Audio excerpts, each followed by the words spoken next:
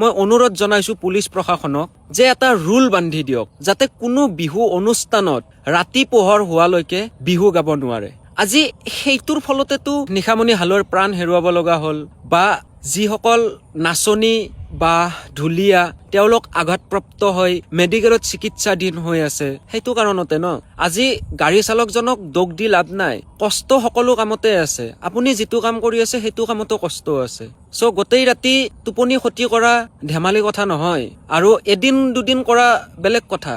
গোটেই বিহু মাহটো, বহাগ মাহটোৱে টোপনি ক্ষতি, কিমান অনুষ্ঠান গায়। আজি নাচনী ঢুলীয়া ইখনৰ পিছত সিখন অনুষ্ঠান গাব যায়, কিমান কষ্ট কৰে।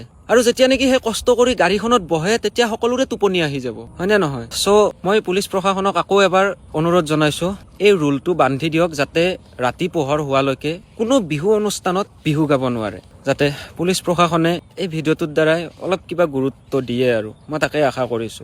আজি ৰাতিপুৱা যিটো আমি খবৰ পালো, সঁচাকৈ আমাৰ বাবে বহুত দুখ লগা খবৰ। নিশামণি হালৈৰ যি অকাল মৃত্যু, সঁচাকৈ আমি এক মানি ল'ব নোৱাৰা অনুভৱ।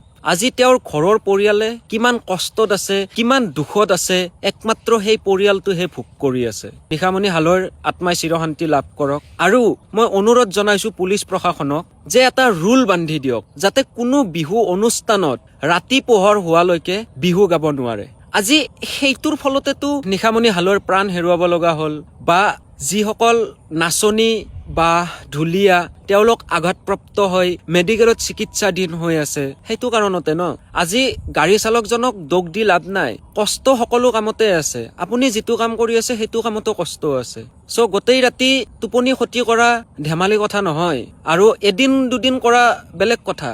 গোটেই বিহু মাহটো, বহাগ মাহটোৱে টোপনি ক্ষতি, কিমান অনুষ্ঠান গায়। আজি নাচনী ঢুলীয়া ইখনৰ পিছত সিখন অনুষ্ঠান গাব যায়, কিমান কষ্ট কৰে। আৰু যেতিয়া নেকি সেই কষ্ট কৰি গাড়ীখনত বহে তেতিয়া সকলোৰে টোপনি আহি যাব, হয়নে নহয়? চ' মই পুলিচ প্ৰশাসনক আকৌ এবাৰ অনুৰোধ জনাইছো, এই ৰুলটো বান্ধি দিয়ক যাতে ৰাতি পোহৰ হোৱালৈকে কোনো বিহু অনুষ্ঠানত বিহু গাব নোৱাৰে। চ' আপোনালোকে ভিডিঅ'টো শ্বেয়াৰ কৰিব যিমান পাৰে, যাতে পুলিচ প্ৰশাসনে এই ভিডিঅ'টোৰ দ্বাৰাই অলপ কিবা গুৰুত্ব দিয়ে, আৰু মই তাকে আশা কৰিছো।